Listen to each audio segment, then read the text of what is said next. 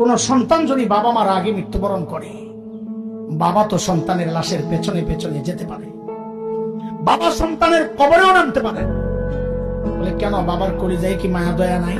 আছে।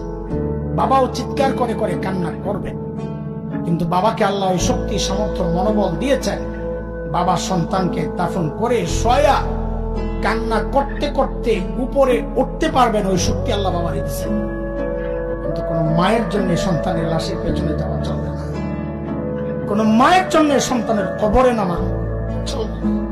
কেন, দুনিয়ায় এমন কোন মা নাই যে সন্তানকে দাফন করার জন্য কবরে নেমে সন্তানকে শোয়া দিয়া ওই মা আবার সুস্থ অবস্থায় উপরে উঠবেন, এমন কোন মা নাই। সন্তানদের শোয়া নিজ লাশ হইয়া শুয়া পড়বে। আরে ভাই, একটু জানতে চাই, এই যে মার কলিজা এত দরদ, এত মমতা, এত মায়ার ভালোবাসা, কারণটা কি বলেন তো? মা আমার দুই চোখের এক চোখ বানাইছেন সেই জন্য, মা আমার একটা কান বানাইছেন সেই জন্য, মা আমার একটা হাত বানাইছেন সেই জন্য। আচ্ছা একবারে বলে ফেলেন না, মা আমার শরীরের কি বানাইছেন? কি বানাইছেন বলেন, বলেন কি বানাইছেন? কিছুই বানান নাই, কিছুই বানান নাই।